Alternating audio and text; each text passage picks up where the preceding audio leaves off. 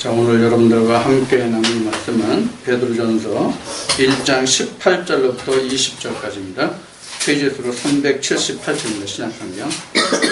신약성경 378쪽 베드로전서 1장 18절부터 20절까지 세 절 말씀을 통해서 오늘 은혜를 나누기로 합니다. 18절부터 공부하겠습니다. 너희가 알거니와 너희 조상의 유전한 망령된 행실에서 구속된 것은 은이나 금같이 없어질 것으로 한 것이 아니요 오직 허먹고 점없는 어린 양 같은 그리스도의 보배로운 피로 한 것입니다. 그는 창세 전부터 미리 알리신 바 된 자나 이 말세에 너희를 위하여 나타내신 바 되었으니. 아멘. 말씀은 이제 세 절뿐이 봉독하지 않았지만 여기서 지금 우리가 말씀을 알아볼 게 많이 있습니다. 우선은 지금 어느 말씀을 우리가 봤죠? 지금요? 베드로전서죠? 네. 베드로가 적은 글이죠. 베드로가 적은 글인데 베드로가 말하기를 어떻게 거듭났느냐 하는 문제와 그 거듭난 그 동기가 언제부터 있었느냐 하는 것을 지금 여기에 정리하고 있습니다. 지금 여기 그 베드로가 사도 베드로가 여기 유전한 망령된 행실에서 구속된 것은 이래서 구속이 바로 그 구원이죠. 근데 여기서 지금 유전의 망령된 행실 이렇게 되어 있어요. 여러분들 요즘 그 유전에 대해서 생명의 성령의 법을 통해서 자세히 말씀드렸기 때문에 유전이 뭔가를 확실히 아셨을 거예요. 그래서 우리가 지금 유전이라고 하는 것이 유대인들에게만 유전이 있는 게 아니에요. 오늘날 우리에게 똑같이 유전이 있단 말이에요. 그래서 지금 유전이라는 것은 성전 모습으로 보면 여기가 유전이에요. 여기가 모세고요. 여기가 예수거든요. 이렇게 가거든요. 근데 지금 베드로가 얘기하는 것은 지금 그 뭐라고 얘기하면 너희가 유전에서 나음을 받은 것은 세상의 어떤 물질로 된 것이 아니다. 그 얘기예요. 세상의 물질로 된 것이 아니다. 여기서 우리가 생각할 것이 많이 있어요. 우리가 지금 베드로는 이렇게 유전에서부터 지금 구속을 받은 게 어디로 온 거예요? 지금 여기가 땅이라면 여기가 하늘이잖아요. 여기는 공중이에요. 하늘과 공중 이렇게 여기에요. 공중은 아무것도 없는 거예요. 공중은 안 피인 거예요. 하늘은 권세가 있는 건데 여기는 권세의 흉내만 내고 없는 거예요. 그래서 공중 권세 잡은 자들 이렇게 얘기했죠. 자, 그래서 지금 땅에서 우리는 하늘로 들려 올림을 받는 거거든요. 이게 요한계시록의 첫째 벌에 참여한 자들은 그 예수님과 함께 하늘에서 1000년 동안 왕노한다. 예수 그리스도와 함께 1000년 동안 왕노한다는 것을 사람들이 진짜 그 물리적인 하늘에 올라가 가지고 그 1000년 동안 왕노하는 것으로 그렇게 생각을 하고 있죠. 근데 그게 아니라 지금 내가 땅에서 유전으로 지금 하나님과 예수 그리스도를 알았잖아요. 이것을 하늘로 끌어올리는 것이 하늘의 사람, 하늘의 권속이 되는 것이 바로 하늘로 들려 올리는 거예요. 그러니까 눈에 보이는 들림이 아니라 눈에 보이지 않는 영적 들림이에요. 여기 휴가라고 해가지고 1999년 12월이 지나서 2000년 되면 휴가된다고 하고 한참 시끄러운 때 있었죠. 벌써 15년이 지났어요. 금년에도 어떤 분이 이런 휴가가 있고 일본이 어떻게 된다는 얘기가 나왔었어요. 그거 쏙 들어갔죠. 하지 말라고 그랬죠. 하지 말라고 얘기해서 그런 일이 졌다고. 자, 이런 거거든요. 그런데 지금 여기서 유전으로부터 구속이 된 것이 은이나 금이 아니다 그랬어요. 은이나 금이나. 이 은은 우리 실제 하얗다는 데서 나온 얘기지만 이 은이라는 게 어떤 의미도 있냐면 헌금의 의미도 있어요. 은이라는 게. 그래서 이 은이나 금이라고 하는 것은 우리가 물질로서 우리가 유전에서부터 예수 그리스도의 구속을 받는 것이 아니다. 그런 얘기예요. 이런 면에서 우리가 본다면 지금 우리가 교회에서 지금 그 말이 많은 것 중에 하나가 그 금전 문제잖아요. 큰 교회는 이 금전 문제로 시끄러운 교회가 돌아있단 말이에요. 우리 같은 데는 여러분들이 빌딩을 몇 채씩 팔아와도 돈이 모자란데 거기는 남아서 건물들을 크게 짓잖아요. 자, 그래서 이제 문제가 되는데, 이제 12월도 이제 오늘 2일이니까 금년도 이제 며칠 안 남았지만은, 금년에 한국 기독교계에서는 아주 신기한 일이 하나 있었죠. 신기한 뉴스가 하나 있었죠. 11조를 내지 않으면 교족에서 제해버리겠다고 한 뉴스가 나왔었어요. 이걸 좀 고급스럽게 이야기하면 이건 개 같은 소리를 하는 거죠. 자, 그래서 지금 이렇게 지금 베드로가 증거를 하고 있는 거예요. 자, 그래서 우리가 하나님께 구속을 받는 것은 유전으로부터 속전, 구속을 받는 것은 은이나 금같이 썩어질 보배로 된 것입니다. 그 찬송이 있죠? 바로 그런 거예요. 자, 여기서 우리가 한 말씀을 한번 찾아보자고요. 이게 이사야 58장인가 55장인가 있지 않나? 자, 돈 없이 값없이 와서 젖과 양식을 사는 말이 55장이네. 이사야 55장. 이사야 55장에 보면은 너희 목마른 자들아 물로 나오라. 돈 없고 돈 없는 자도 오라. 너희는 와서 사 먹되 돈 없이 값 없이 와서 포도주와 젖을 사라. 이렇게 했어요. 이렇게 하면 너희가 골수 기름진 것을 먹으라. 이렇게 이사야 55장에 증거하고 있단 말이에요. 자, 그러면 우리가 하나님께 나아가는 그 증거는, 즉 구원을 받는, 구속을 받는 그것은 세상에 썩어진 물질과 물물 교환하는 게 아니란 말이에요. 물물 교환하는 게 아니에요. 자, 그런데도 오늘날 우리가 교회에서 전해지는 많은 이야기들을 우리가 들어볼라 치면 어떤 결과가 있어요? 지금 은이나 금 가지고 우리가 마치 구원을 사고 구원을 얻고 이러는 것처럼 생각을 하고 있단 말이에요.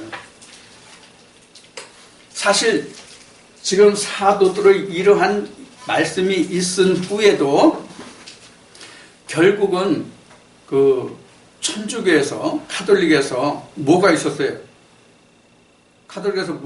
이렇게 베드로가 분명히 이렇게 기록하고 증거하고 있는데도 불구하고 천주교에서 무슨 사건이 있었냐고요? 이렇게 종교가 갈라진 이유가 뭐예요? 면죄부. 맞아요. 바로 면죄부예요. 면죄부라는 뜻이 뭐예요? 죄를 사해준다. 죄를 면했다는 얘기거든요. 이거 돈 주고 샀잖아요. 네.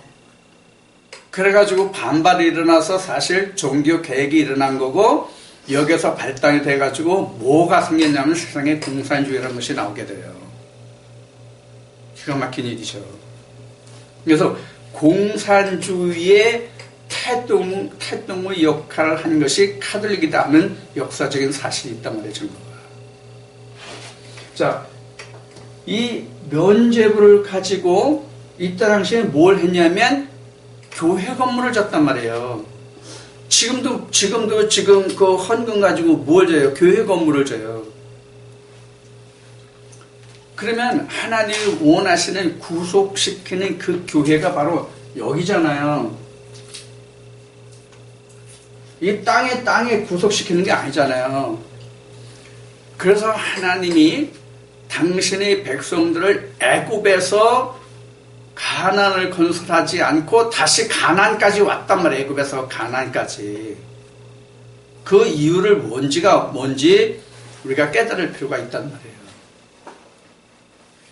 만약에 우리가 이 세상에 천국을 건설하고 이 세상에서 살 것 같으면 예수님이 오셔서 십자가에 못 박힐 이유도 없고 오실 이유도 없고 아예 그냥 세상에 천국 만들지.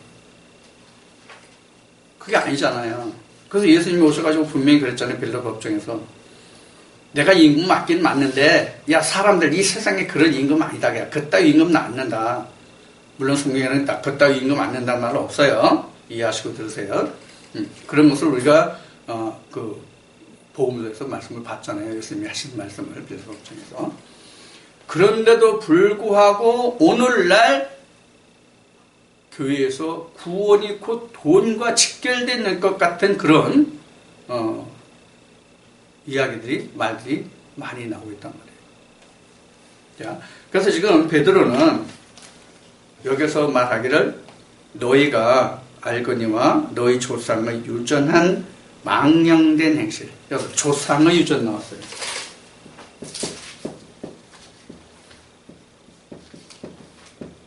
이게 이스라엘 백성들에게 실제적인 율법이었죠.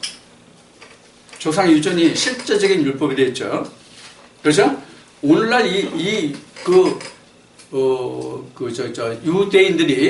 유대인들이 조상에 전하던 유전 율법을 오늘날로 놓고 본다면 나는 이거를 뭐로 보냐면 나는 교리를 봐요. 나 같은 경우는 이걸 교리로 본다고요. 교리에는 지금 장로교를 중심으로 한다면 그 칼빈과 알미니안 두 큰 지류가 있잖아요. 두 큰 파벌이 있잖아요. 그러면 알미니안이나 칼뱅이나 칼빈 또는 칼뱅 얘기하는데 칼빈이든 칼뱅이든 알미니아든 쭉정이 빈든지 간에 그 사람들이 하나님이냐고요. 그 사람들이 하나님이냐고요. 예를 들어서 칼빈이 주장했다고 하는 성화론을 놓고 봅시다. 성화론을 놓고 봅시다. 이걸 성경으로 들어가면 뭐 하면 끝납니까? 성화론이. 어떤 거로 끝납니까? 성화론이. 거듭남으로 끝나요. 그냥 거듭나면.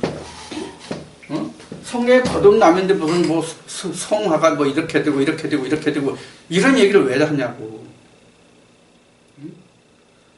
이게 사람들이 보기에는 그분 참 식자야 많은 것을 알고 계셔 이렇게 말할지는 모르겠지만은 하나님이 원하시는 바는 아니란 말이에요.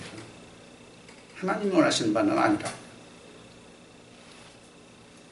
지금 유전이 이 히브리인들에게 그 유전이 모세에게 준 하나님의 율법보다 상위에 있었다는 것을 우리가 성경에서 볼 수 있거든요.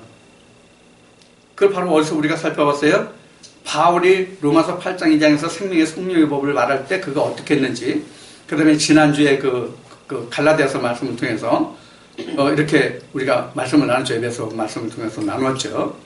자, 그와 같이 당시의 유대인들에게는 모세에게 준 하나님의 법이 있음에도 불구하고 모세에게 하나님의 법을 주시기 전에 그들이 사용했던 유전의 율법을 더해서 그들이 한없는 법을 만들어갔단 말이에요.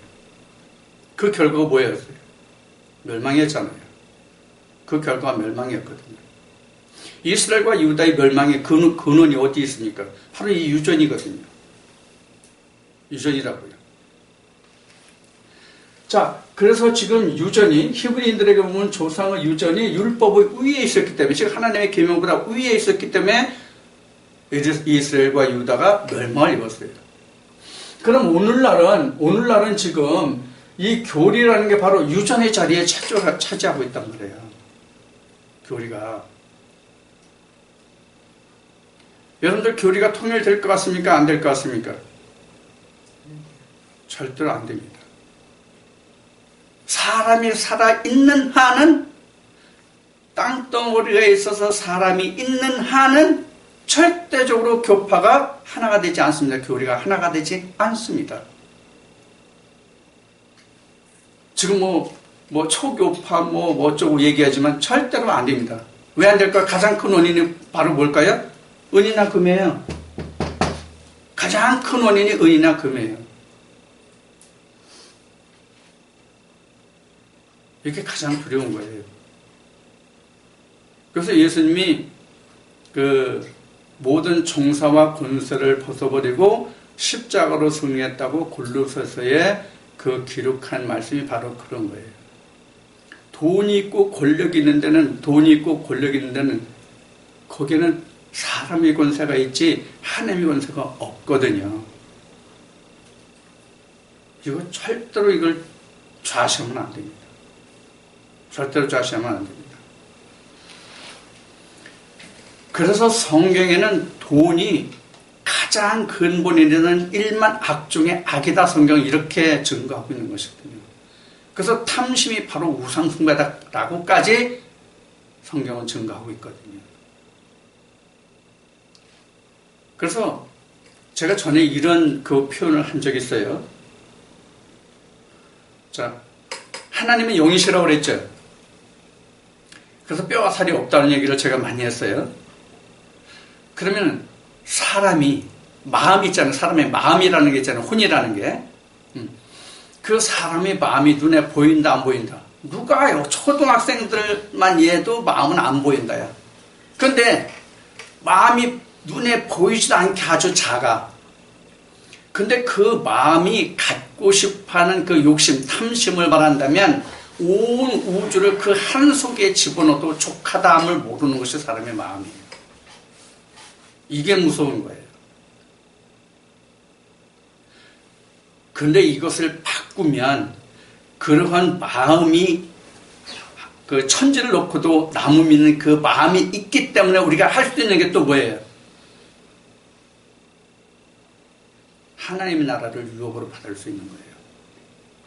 세상으로 채우면 채울 수 없지만 하나님의 유업으로는 채울 수 있다고 얘기해요.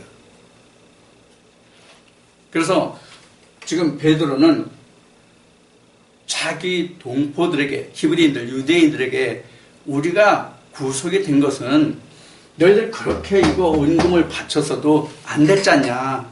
근데 예수 그리스도 된 거야. 지금 그 얘기를 하고 있는 거거든요. 그거로. 예수 그리스도 된 거야. 너 전에 유전에 있을 때 너 돈, 그 헌물 뭐 엄청 많이 했잖아. 이 말라기 말씀에 나오는 거예요. 3장에. 그런데 이것이 오늘날 그 헌물이 오늘날 물질이 헌물 물질이 그 영적 11조로 변해가지고 지금 난리를 피우는 거잖아요. 사실은. 자, 이렇게 지금 이스라엘 백성들이 사실은 하나님께 엄청 많이 예물을 드렸거든요. 왜 드렸을까요? 오늘날 11조를 많이 하는 사람들 그 심리를 생각해보면, 들여다보면 왜 그들이 열심히 하나님께 예물을 많이 바쳤는지를 우리가 알 수 있어요. 뭐 때문에? 돈 놓고 돈 먹게 하려고. 많이 바치면 복 많이 받는다고 그러니까. 창고가 쌓일 데 없이 싹 해준다고 그러니까. 자, 그런 것 때문에 성경은 바로 폐허해지고 사람만 남게 된 거거든요. 그럼 썩어질 물질 때문에. 그래서 지금 베드로가 여기에서는 지금 조상의 유전한 망령된 행실에서 구속된 것은 은이나 금같이 없어질 것으로 한 것이 아니요. 19절에 오직 허먹고 점없는 어린 양 같은 그리스도의 보배로운 피로 한 것입니다. 자, 쉬운 얘기로 예수의 피예요.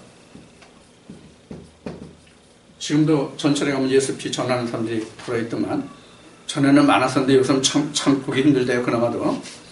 자, 세상이 간박해져서 그런지 왜 그런지 모르겠지만 예수의 피예요. 자, 예수의 피가 뭐가 예수의 피예요?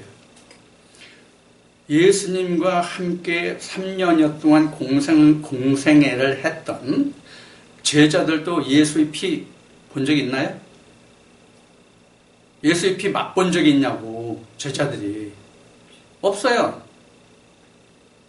만찬에서 이것은 내 피고 이 떡은 내 살이라고 기념하면서 찬미를 드리고 만찬을 했을 때도 예수님이 자기 피와 살을 절대로 제자들에게 주지 않으셨어요.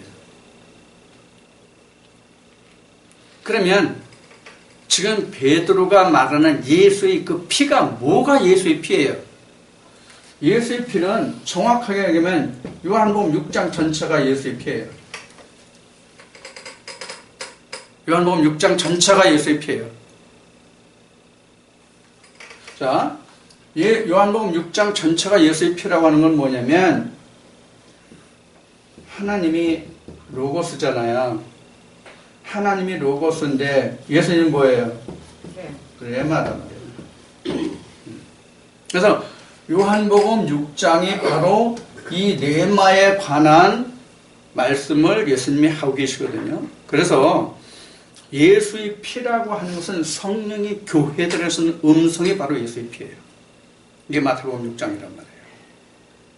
성경 전체를 다 통해서 이보다 더 정확하게 예수의 피에 대해서 증거한 말씀이 없어요. 그 피가 뭡니까? 이게 예수님이 요한복음 6장에서 하는 건 뭐예요? 영생이잖아요. 영생. 이게 영생을 내가 너에게 이런 말이 영생이라는 그 말이잖아요. 이게 예수의 피란 말이에요. 이게 지금 베드로가 자기 동족들에게 말하는 유전에서 너희가 구속을 받은 것이 의인이나 금이 아니라 어린 양 예수의 피로 된 것이다. 곧 영생을 받은 것이다. 그게 구속이니까. 이것을 지금 말하고 있는 것이거든요. 자, 그러면 지금 이 말을 듣고 있는 베드로의 이 말을 듣고 있는 지금 대상은 히브리인인데 지금 너희들이라고 뭐 조상의 유전이라서 조상의 유전 쫓은 게 히브리인들이잖아요. 자, 그럼 그들인데 이것이 이제 쉬운 예로 이들은 이제 유대인이잖아요. 응? 유대인이잖아요. 유대인인데 지금 베드로가 이 말을 한 그들은 지금 유전에서 예수의 생명의 법으로 넘어온 자들이란 말이에요. 근데 지금 베드로가 이 얘기를 왜 하고 있을까요?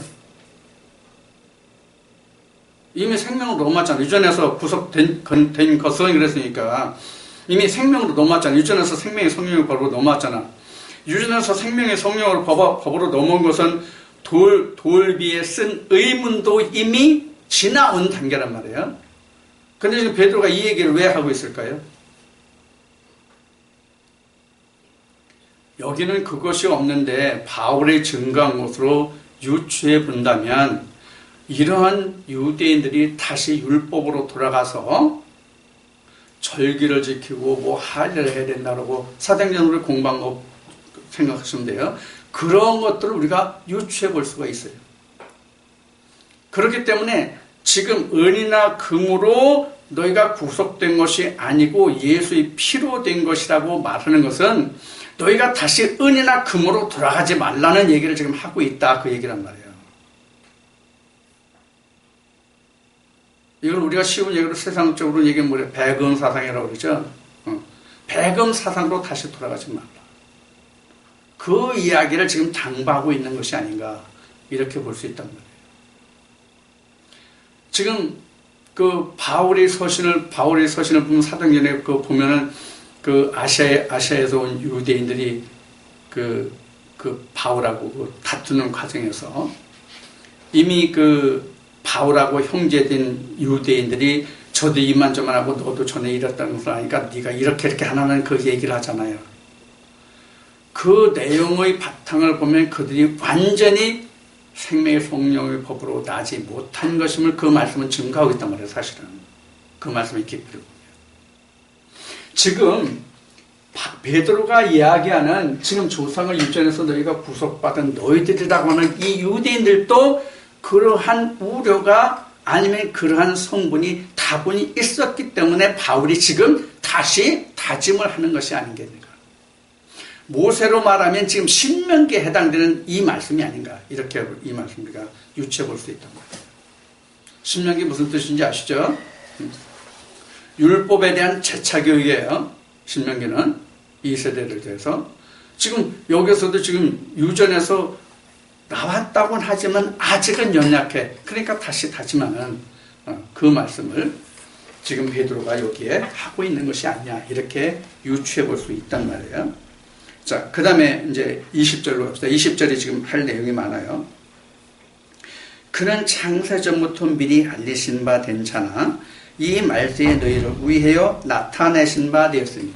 그러니까 말세에 창세전에 미리 말씀하신 바인데 말세에 나타냈다 그랬어요. 말세가 뭐가 말세냐? 어젠가 오늘이가 그 내가 페북에 올린 글을 봤으면 말씀을 이해하실 텐데 그 말씀이 그저께 새벽인가 영감이 올라서 글 올린 거거든요. 자, 말세.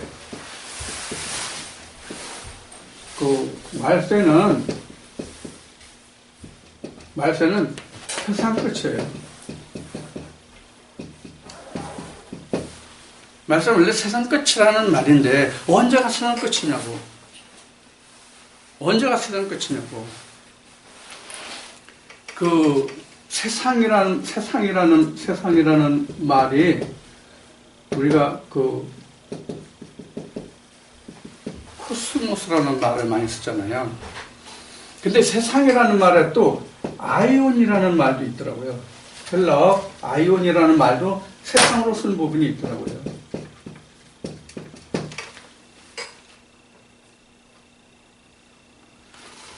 지금 이 아이온이라고 하는 것은 뭐냐면 시간의 흐름이 아이온이거든요, 사실.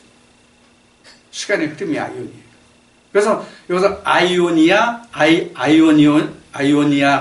이렇게 하면 이게 영원이라는 말이 돼요. 시간의 개념이거든요. 그럼 코스모스가 뭐야 돼요? 이게 정리됐다는 뜻이거든요. 정리됐다는 뜻이거든요, 코스모스가. 세상이라는 말이 코스모스예요, 헬라에서. 코스모스인데 이 헬라의 코스모스는 정리됐다는 얘기거든요. 그럼 정리되기 전은 뭐예요? 창세기 1장 2절이에요.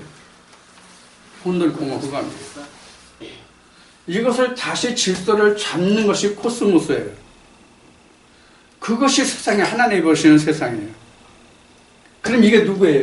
이게 뭐예요? 누가 아니에요? 뭐예요? 사람이란 말이에요, 세상이. 그래서 사람이에요. 세상이. 이 세상이라는 것을 잘 알아야 돼요. 그래서 요한복음 1장에 보면 세상이 악함으로 또 세상에 빛이 왔는데 세상이 그 빛을 깨닫지 못하더라. 그래서 세상은 어둠이다. 이렇게 하면 그 세상이 창세기 1장 2절, 여기 창세기 1장 2절에 얘기한 바로 땅이 세상이라는 땅, 사람이. 그런데 그 땅을 우리는 이 지구로 보고 있어서 문제가 되는 거지. 자, 그래서 이렇게 베드로가 20절에서 그는 창세 전부터 미리 알리신 바 된 자. 창세.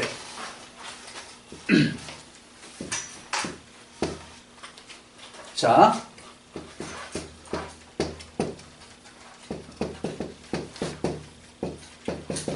이 세 부분 중에서 창세가 어느 부분이에요? 창세되는 때가 언제가 창세예요? 요 토막이 창세예요. 창세 시작이라고 합시다. 여기 뭐죠? 요단이죠? 여기 창세 시작이에요. 창세 시작이에요. 그래서 오늘 베드로가 말한 이 말씀으로 보면 여기는 유전이죠. 여기는 의문의 돌비죠. 여기서 남을 받아서 창세가 시작되는데 여기 요단강을 건너면 뭐가 시작돼요? 예수의 역사. 예수의 역사. 이래야 된단 말이에요. 예수의 역사가 뭐냐면 창세예요. 예수의 역사가 창세라고요. 그러니까 지금 베드로가 말하는 창세 전이라는 것은 너희가 유전이 있을 때부터 모세 의문 때부터 그 전부터 이미 창세전에 그가 있었다. 누가? 어린 양이 예수가. 자, 그러면 이 말씀에서 보면 지금 베드로가 베드로전서 이 말씀을 기록한 때는 예수님이 세상에 있을 때예요, 없을 때예요? 앞집게로 간 때예요. 오순절이 지난 후예요. 자, 언제인지 모르지만 어쨌든 오순절이 지난 후라고요. 오순절이 지난 후에 사도들이 주가 메시아라고 증거하고 복음이 시작됐으니까. 자, 그렇다고 보면 이미 지금 이 요단을 건넌 이 시대부터 창세가 시작된다는 것을 누가 말했냐면 세례요한이 이미 말했단 말이에요. 세례요한이 이미 말했어요. 그리고 여러분들에게 그동안 많이 말씀드린 11절부터 13절까지인가 마태복음 11장 여기서 이미 얘기했잖아요. 그래서 여기가 창세라면 여기가. 그래서 여기가 일주일 역사로 보면 여기에 7일이라고 했죠. 7일 시작. 여기서 창 2장, 창 3장 이렇게 얘기했죠. 그래서 여기서 아들 히오스가 있으면 끝 이렇게 얘기했단 말이에요.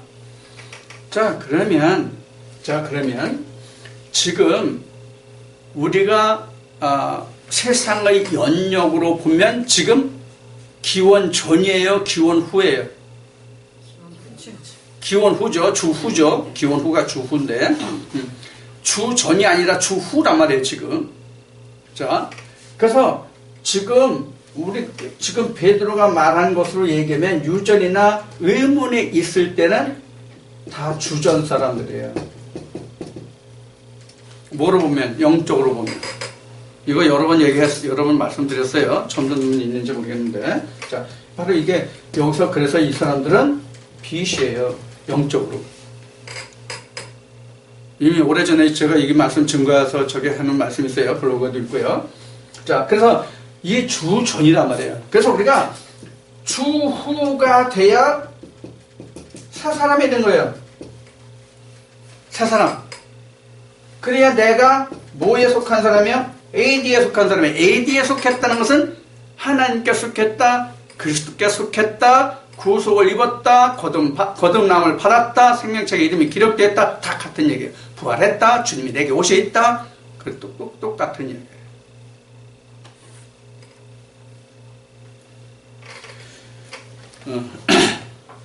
지금 이와 같이 지금 말하고 있거든. 그래서 지금 베드로가 여기에 말세라고 돼 있는데 지금 여기서 말세가 어디예요? 그럼 여기가 말세예요. 그럼 여기는 말세 아닌가요? 여기도 말세예요. 여기도 말세예요. 유전에서 하나님의 율법으로 들어온 것만으로도 사실 엄청 큰 일이에요. 우리가 몰라서 그렇지 알고 나면 유전에서 진짜 하나님의 법으로만 들어와도 엄청난 사건이라고 이거는. 근데 거기도 주고. 그래서 이것은 다 빛이야. 주천이야. 주가 없는 거야. 자기 생각과 마음은 내가 주님과 함께한다. 내게 믿음이 있다. 구원이 있다. 나는 뭐 어쩐다 라고 어떤 말을 한다 할지라도 예수님이 오지 않으셨으면 주전이에요. 구원이 없는 거예요. 그 자리가. 이런 사람들은 엄청 많아요. 그래서 성경은 이렇게 얘기하고 있어요. 여기를 뭐라고 얘기냐면 남편 없는 자의 자식 이렇게 전하고 있단 말이에요. 여기를 주전 사람들을 남편 없는 자의 자식이라고 되어 있어요. 성경. 그럼 남편이 누구예요? 예수잖아요. 어디 갔어요? 예수잖아요. 예수가 남편이잖아요. 고린도후서 11장 2절에 나와 있잖아요. 남편이라고. 즉 예수가 남편이라는 얘기는 하나님이 우리의 남편이라는 얘기예요. 하나님이 우리의 남편이라고.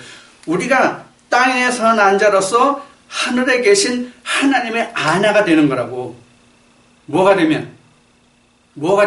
구속받으면. 유전에서 내가 구속을 받으면. 내가 하나님의 아내가 되는 거라고. 하나님의 아내가 돼서 사랑해서 자식을 낳으면 누구 자식이야? 하나님의 아들이잖아. 하나님 자식이잖아. 하나님 아들만 나니까. 그래서 히오스 아들이라는 얘기를 그래서 자꾸 하는 거예요. 여기까지 와야 구속이에요. 아들이 있어야 구속이에요. 요한일서 5장에 말씀드렸어요. 요새 이상하게 이 말씀이 계속 이제 자꾸 연속이 되는데 아들이 있는 자에게 구원이 있지 아들은 없으면 구원이 없어요.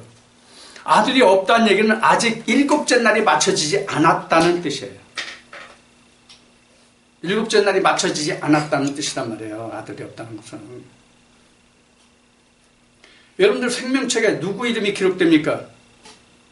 아들의 이름이 기록되는 거예요. 아들의 이름이. 내 이름 기록 안 돼요. 아들 이름이 기록돼요. 이것을 바울은 고린도전서 15장에서 네가 지금 형체를 뿌리는 것이 아니라 알갱이를 뿌린다고 한 거예요. 이것을 나봐야 어떤 아들인지를 알지. 나봐야 그게 형체예요. 그게 형체라고. 우리도 그 결혼해가지고 그 여자가 임신을 하면 걱정들을 많이 하잖아요. 혹여 장애나 불구로 태어나는 그런 자식이 되지 않을까. 먹는 거 뭐 모든 쉬운 얘기로 한마디로 얘기하면 태교죠. 얼마나 열심히 합니까? 내가 어렸을 때는 그 여러분들 토끼 있죠. 토끼 고기를 안 먹었어요. 임신하면 토끼 고기를 왜 안 먹었을까요? 원청이 된다. 입술 찢어져 나온다. 사실 그거 관계없어요. 먹어도 관계없는데 그렇게 조심을 했다고요. 그러니까 우리 사람으로 말하면 임신을 했어도 아들인지 딸인지를 몰라. 지금은 과학이 발달해가지고 네 달인가 5달 되면 이미 성별이 구별된다나 뭐라 돼요. 확실히 모르겠지만 하여튼 몇 달 지나면 지금은 그래요. 근데 불과 20년, 30년 전만 해도 이게 뱃속에 애가 있긴 분명히 있어서 자라고 있는데 아들인지 딸인지 몰라. 그렇죠? 그 시대를 기준해서 얘기한다면 아들인지 딸인지 모른다가 임신은 했는데 아들인지 딸인지를 모른다는 얘기잖아요. 그 얘기가 지금 알갱이는, 즉 씨는 심겨져 있는데 그 형체가 어떤 형체로 나올지 아들인지 딸인지 모른다는 얘기가 같은 이야기예요. 비교한다면. 자, 세상은 그렇게 우리가 분별할 수 있는 과학이 발달해 있어요. 그러나 영적으로는 아직도 성령의 눈으로, 하나님의 눈으로 보기 전에는 아직도 감별이 안 된다는 거. 자, 그래서 지금 그 베드로가 말하는 이 말세가 있는데 지금 여기가 말세거든요. 요렇게가 말세예요. 여기가 시작이에요. 어떤 인생든지 출발할 점이 있을 거 아니에요. 자기 출생이잖아. 자기의 출생. 여기서는 마침이에요. 여기서는 마침인데 내가 끝나고 누가 시작돼? 하나님이 시작되는 거거든요. 여기서는. 나와 똑같은 하나님의 시대가 시작되는 거거든요. 내가 어제 저녁에 그 감기 걸려가지고 약을 먹고 그 저녁을 먹고 약을 먹었는데 TV 좀 보고 있으려니까 잠이 쏙 쏟아지더라고. 가서 자려고 그랬더니 잠이 안 와. 한 10분, 20분 졸았는지 모르겠어. 잠이 안 와. 그래서 일어나 앉았다, 기도했다, 또 누웠다, 앉았다 이렇게 했는데 어제 많이 생각했던 게 뭐냐면 인생이 뭐냐는 거였어요. 인생이 뭐냐.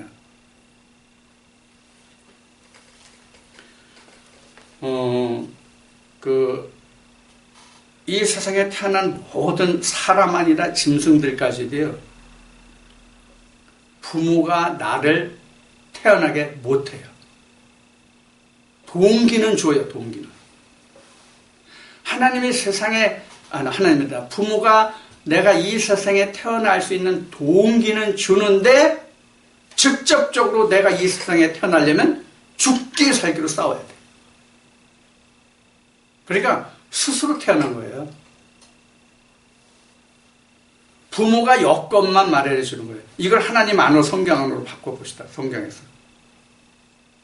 하나님의 모든 여건을 다 갖춰주셨어요. 하나님이 모든 여건을 다 갖춰주셨는데 예수님이 말씀하신 대로 내가 침노하지 않으면 하나님의 백성이 안 돼. 내가 침노하지 않으면. 예수님이 말씀하신 맞죠? 천국은 침노한 자의 것이다. 내가 세상에 태어날 때 어머니 자궁을 내가 침내 갔잖아요. 그래서 오늘 내가 있는 거잖아요. 마찬가지다는 얘기예요. 성경도.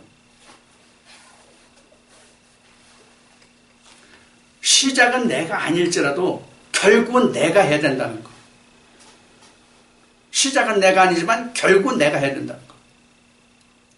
하나님이 지금 내 앞에 와 계시다 할지라도 내가 그 말씀을 받아서 행하지 않으면 하나님하고 나하고 무관한 자야. 쉬운 얘기로 앞에 진수성찬을 차려놨어. 입맛이 없어. 아니면 미리 밥 먹었어. 그래서 배가 불러 더 들어갈 자리가 없어. 그 손도 못 댔어. 내가 안 하면 이와 같은 거예요. 내 앞에 아무리 진수성찬이 차려져 있을지라도 내가 아무것도 하지 아니하면 하나님이 대신 해주지 않는다는 거예요. 그런데 오늘날 교회 다니는 분들이 자기는 손 하나 까딱 하지 않으면 하나님이 다 해주실 것으로 생각하는 사람들이 얼마나 많냐고요. 가장 대표적인 게 뭐예요? 요한복음 14장에 예수님이 야, 내 아버지 집에 쉴 곳이 많아. 만약에 없으면 내가 쉴 곳 예비하고 올게. 쉴 곳 예비하면 그때 올게. 너 데려가서 거기 있게 할게. 그래서 우리는 아무것도 안 해도 예수님이 다 천국을 준비해놓고 오신다는 거예요. 그럼 기다리는 거지 자기 하는 거 뭐 있어요? 교회 나갈 필요 뭐 있어요? 예수님 다 해놓고 오신다는데. 이제 이런 우를 우리가 범할 수 있다는 말이에요. 그래서 하나님의 말씀은 정말 깊이 상고하고 내가 묵상하지 않으면 이 말씀이 수박 껍데기는 할는데 수박 속에 그 맛을 못 보는 거예요. 이게 성경이에요. 여러분들에게 제가 지금 이렇게 말씀드려도 여러분 듣는 수준이 다 달라요. 결국은 제가 왜 이 말을 하는지와 여러분들이 어떻게 받는지의 각도는 다 틀리거든요. 그래서 천국이 다 다른 거예요. 천국이 다 다르다고 얘기하면 그럼 이 사람 천국 저 사람 천국 다 다르다고 생각하시면 같은 천국은 천국인데 모습이 다르단 말이에요. 그럼 모습이 다르다는 게 뭐예요? 빛의 빛의 강도가 틀리다고. 자, 그래서 지금 그 말세라는 것을 조금 더 그 설명을 드리면 여기 지금 예수님 베드로가 말하는 말세라는 것을 지금 하면은 가장 큰 말세는 지금 어디가 말세냐면 주전과 주후로 변환되는 요 지점 카이로스예요. 요 지점이 카이로스예요. 요 지점까지는 크로노스예요. 여기도 크로노스예요. 여기가 다시 카이로스가 나와요. 요 카이로스 때에 아들이 있느냐 없느냐에 따라서 천국과 지옥이에요. 뭐를 시작했다 할지라도 구속을 받았다 할지라도 그렇단 말이에요. 여기가 진짜 중요한 말씀이거든요. 여기가 요 카이로스가 요 말씀가 가장 중요한 때예요. 아들이 있느냐 없느냐거든요. 아들이 있으면 둘째 사망을 이기는 거고 아들이 없으면 둘째 사망이 지는 거예요. 그래서 심판은 요한복음 3장 그 18절인가 기록되어 있는 말씀 같이 이미 믿는 자 믿지 않는 자 간에 이미 구원과 심판이 이미 세상에서 다 갈라져요.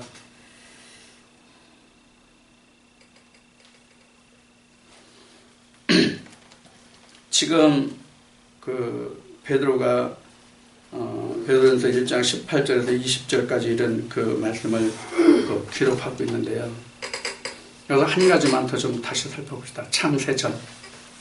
창세가 지금 요 시점, 요단강 여기가 지금 창세 시작을 했어요. 창세 시점이에요. 창세 시점. 창세라는 것은 바로 뭐가 창세냐면 내가 하나님의 사람이 되기 시작하는 것이 창세예요. 땅이 하늘로 변화되기 시작하는 것이 창세란 말이에요. 어느 쪽이 여러분들이 이해하시기 편해요? 땅이 하늘로 변화되는 것. 땅이 하늘로 변화되기 시작하는 그 시점이 창세예요. 이것을 유전이나 의문에 쓴 돌비에 새긴 의문으로는 안 된다는 것을 지금 베드로가 말하고 있는 거예요. 결국은 바울이 증거한 것과 같죠. 물론 그 시작은 예수님이지만요. 자, 이와 같이 지금 베드로가 증거하고 있는 이 말 중에서 지금 창세전이라는 것은 여기 그 땅의 사람이 하늘의 사람으로 변화되는 순간, 우리 인간으로 보면 잉태된 게 창세거든요. 잉태된 게 창세거든요. 그러니까 하늘과 땅이 만남이에요. 하늘과 땅이 만남. 땅이 하늘이 되기 시작하는 시점, 그것이 창세예요. 그러면 창세 전이 언제부터가 창세 전이에요? 언제부터가 창세 전이에요? 지금 하늘과 땅이 만나기 이전은 영원히 거기도 창세 전이에요. 영원히 거기도 창세 전이에요. 그 다음에 창세 이후에도 역시 영원해요. 그래서 하나님의 말씀은 영원부터 영원까지라는 뜻이 바로 그거예요. 영원부터 영원까지라는 뜻이. 그러니까 성경에 이런 말씀이 있죠. 시작도 그요. 잠언 말씀에 있나? 시작도 그요. 끝도 그이시라. 하나님이시라. 그게 영원부터 영원이에요. 자, 그래서 우리는 구속을 받으면, 부흥을 받으면 영원한 삶을 산다고 말하지요. 영원한 삶이라는 게 뭐냐 하는 거예요. 영원한 삶이 뭐냐. 지금 오늘 이 말씀에 답이 나왔어요. 창세전과 창세후를 아울러 가지고 있는 것이 영혼이에요. 그럼 뭐가 창세전이고 뭐가 창세후예요?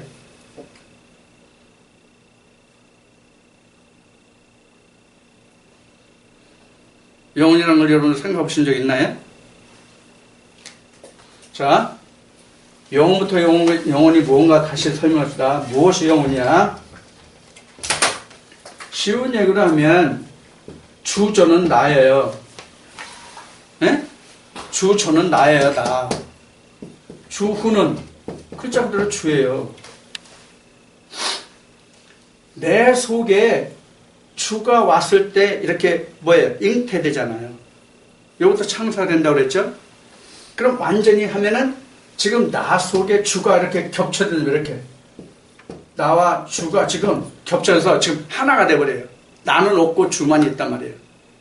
그러면 지금 이 아들이 누굴 닮았을 것 같아요? 누구 모습일 것 같아요? 각자 자기야. 각자 자기야. 이름은 하나님 아들인데 각자 자기라고. 그러면 창세전과 창세후가 같이 있잖아. 이게 영혼이에요. 의미가. 영혼이 산다는 의미가. 죽어서 우리가 여기가 지금 저기 뭐야 사망 지점이잖아요. 여기가 우리가 보면은 여기가 장막을 받는 거. 요 죽어서가 영혼이 아니에요. 창세전과 창세후가 같이 있어야 영부터 영원까지 하나님과 같이 된단 말이에요.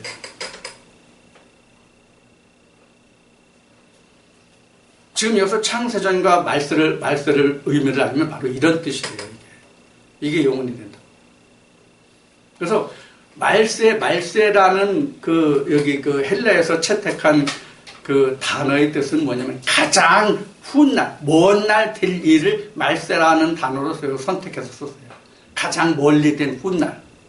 그러면 지금 유전에서 의문을 거쳐서 이때까지 되니까 얘가 먼 날이잖아요. 맨 마지막에 될 일이에요. 그러니까. 맨 마지막에 될 일이 그 이야기가 바로 말세예요. 그럼 세상 끝이에요. 그러니까 여기가 세상이거든요. 여기가 세상. 내가 세상이란 말이에요. 그래서 창세가 되면 나는 없고 주만 있는 거예요. 찬송에 있는 것 같이. 그럼 실제로 내가 없느냐? 아니야. 내가 예수도 형상화된 내가 그 자리에 있단 말이에요.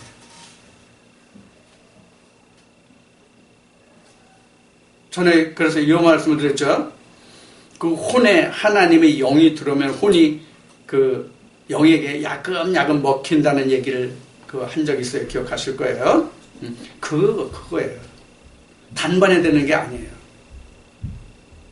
그 얼마 전에 페북에 그 성경에서 그 일주일의 창조가 하루냐 아니냐 뭐 하는 얘기 한번 올라온 적이 있어요. 근데 그 창세기 일주일의 역사는 실제 24시간의 개념이라고 신학적으로는 그렇게 전하고 있어요. 신학적으로는. 근데 이것은 시간의 개념이 아니라 스텝의 개념이에요. 단계의 개념이라고요. 자, 이제 이와 같이 우리가 지금 베드로의 그 전하는 말씀을 통해서 우리가 이런 많은 것들을 우리가 이 말씀 속에서 찾아볼 수가 있어요. 결국 지금 여러분들과 함께 나눈 이 말씀을 우리가 쫓아가고 이루고자 해서 우리가 신앙생활을 하는 거예요. 다른 이유 아무것도 없어요. 그래서 우리가 이제 여기 창세시하고 여기가 우리가 그 요한복음 3장으로 얘기하면 거듭남인데 이 거듭남이 바로 우리는 창세예요. 거듭남이 우리는 창세가 되는 거라고, 잉태가 된 거라고. 그래서 내가 거듭나기 이전에는 주전이고 거듭난 후에는 주후다. BC와 AD가 각자에게 이렇게 있다. 그런데 우리가 이 BC와 AD 개념이 없이 그냥 죽을 때까지 유전으로 가는 사람은 한때, 두때, 세때 그냥 유전으로 가니까 세상 사람 그대로 사니까 이게 바코드라고 얘기하는 666이 되는 거예요. 이게 사람이 유전으로 가르침 받아서 끝까지 죽으면 일곱째 날이 없잖아요. 일곱째 날이 없으니까 8일이 약속이 없잖아요. 이걸 아직까지도 지금 바코드라고 지금 빡빡빡빡 긁어대고 우기는 분들이 많이 있는데 기다려보라고 그래 그랬잖아. 자, 이같이 이제 우리가 그 성경을 통해서 하나님이 우리에게 들려주시는 성령의 교회들에게 주는 음성이 무엇이냐는 거거든요. 그것을 들어야 우리가 창설할 수 있거든요. 그 음성을 들어야. 그 음성을 듣지 못하고는 창설을 절대로 할 수가 없단 말이에요.